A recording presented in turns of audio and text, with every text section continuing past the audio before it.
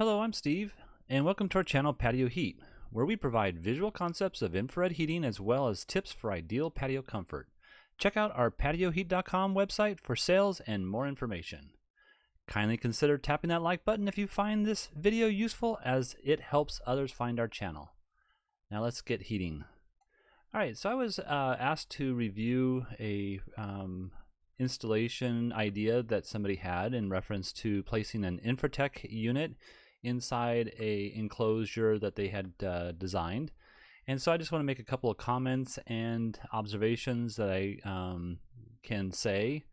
The other thing I should mention is that, if you're looking to do something like this and you need to get a actual approval, there's companies out there such as Radco that could do an approval for you. So that's really the answer to this particular application. So I'm just going to go ahead and make some comments that I see that I would be concerned about, and maybe some tips that they could use to modify what they have going on here. So alright, so let's first just look at their overall plans here. They have this sloped ceiling or rooftop here. This is I guess a rafter coming down across the top here. They have 1 hour fire rated 5/8 drywall, I believe, and then they just have some metal cladding that goes down on both sides. You can see the different lengths of it, and they're allowing for some ventilation. The C series, or rather the CD series heater, and then they have their dimensions.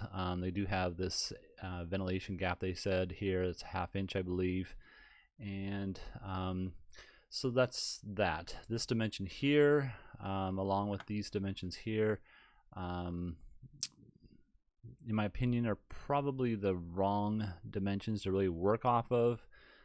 So that's the first thing. And let's go ahead and look at maybe what the OEM setup looks like in a very similar type of application. Now, let me just stop and mention that the manufacturer states that a flush mount kit cannot be installed in a slope ceiling. So let's just get that out of the way and leave it at that.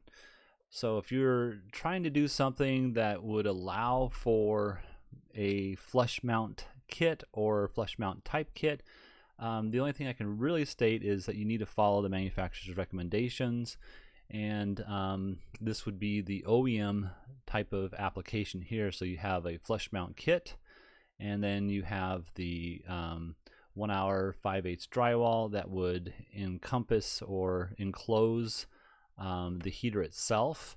In this flush mount kit, there is some expansion room inside of here. So there's some stops on all 4 sides. There's 2 here, 2 on this side, and then 2 on the other side over here. If we went and looked at that, actually I have this set up so that it's a little bit hard to see these other 2. But anyways, there's some stops in there. And also, let's get in here further. There is the ventilation that allows for the heat that is built up inside of here to evacuate. Now, the first comment I'd probably make with this application here is that if you were to utilize something like this, then let me just turn this off real quick. If you were to use something like this, then what's going to end up happening is the heat is going to build up, but it's going to actually pile up into the corner first because hot air rises. And so the dissipation going through this ventilation that you're designing here, it's probably going to be focal, have a focal point over on this side, because it's going to build up more pressure over here than over here, and that might be an issue for this heater itself. So it could burn out the wiring that might be up here, and that's another thing, is you want to make sure you have proper wiring for a heat buildup like this. And I'm going to also state that I have seen something similar to this in the field, and all they had were issues with the wiring until they just opened everything up, and that was the only way that they could resolve the issue with regards to allowing the heater operate and not cause issues with the wiring inside of the cavity up here. All right, so again, going back to this, with the flat top, I would just guesstimate really that this heat buildup is up here and it's equally being pressured back down here. The volume of space in here is such that it allows the excessive heat to be pushed out of this area safely and efficiently. So that would be my one recommendation with regards to the construction of the enclosure itself.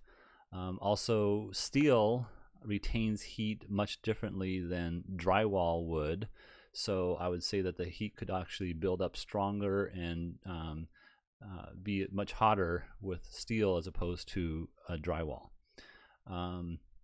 The units are made so that the drywall setup, I should say, is made so that it can be placed right up against a 2x6 or 2x8 rather, and so the heat output from a drywall application is going to be completely different than the heat output from a steel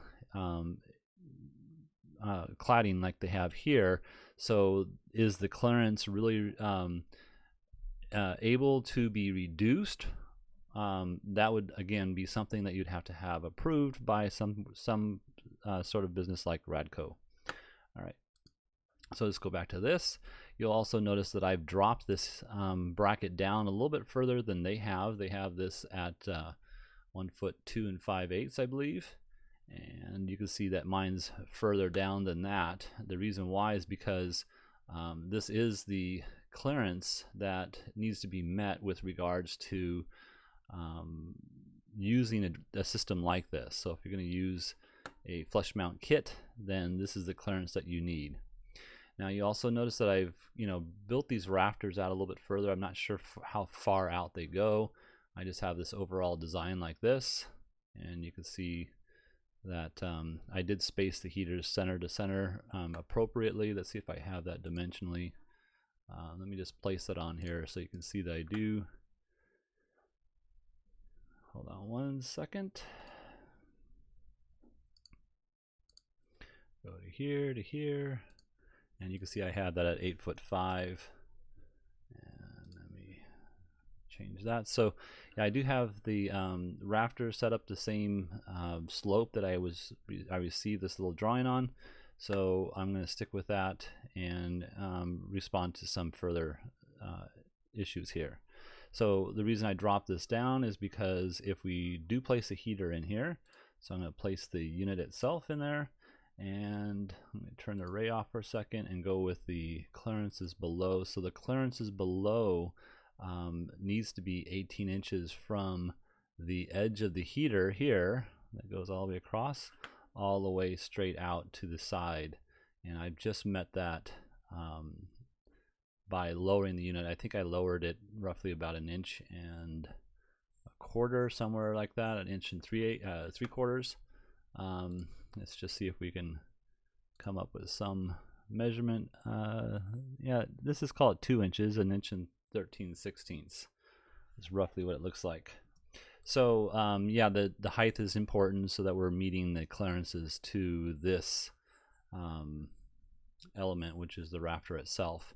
Now there are some other items within this space, and so you'd have to make sure that you're clear of anything that's combustible within that whole space around the heater. So let me think if there's anything else I wanted to mention that I haven't already. So you can see the overall dimensions that I do have on here. The OEM bracket, flush mount bracket flange is 1'5", and I mean, if you were able to connect this somehow and cut off the edge, I think that would be something that is conceivable, but definitely you would want to use the system similar to this and eliminate some of this open air in here and also the steel cladding on the outside. So, and you can see the distances are a little bit different. I have the 1 hour fire rated box at 1 foot 1 1/4, and then the overall length of the complete clearance for the below the heater from left to right, and I don't have from front to back here, but left to right you can see is 3 feet 8 3/16. and that'll give you a complete coverage. So that would be your line there. One last thing I'm going to mention here, and it's not really a question, I don't think, in reference to this application up here, is the height that this client had recommended these heaters be located. Now you can see I have again at that 8'5" center to center, and a height of 13'10" and 5/8 off the ground. Now, to me, I would say I would never put in a unit of this BTU value at this height and expect it to be productive within this footprint. It's just too far for it to go. If you were sitting down here, you're not really in the ideal output of the heater itself, and the only crossover that we're getting here is about 2 feet in the middle. So if you're right in the middle, you might feel comfortable, but you wouldn't really feel comfortable out here much at all. So, and that's again, if this, based on the fact that I have, you know, here we have a 13.8 and I put this 13.8 across here, and I have these at 8'5". The only way I can see that it might be more productive is if you were to lower the heater. I would prefer 4 feet, but maybe just 3 feet. And I don't know where this environment is, so it might be a cool environment, it might be a Southern California environment, I'm not quite sure. But again, in any environment, I would never recommend this height for this model. I would go to a higher BTU type of appliance. So, all right, well, I hope this has helped. If you're looking for some assistance with your outdoor heating application and you would like us to review your plans, please send your information to designs@patioheat.com. I'm Steve. Don't forget to hit that like button. We really need your assistance with that. Thank you and have a great day.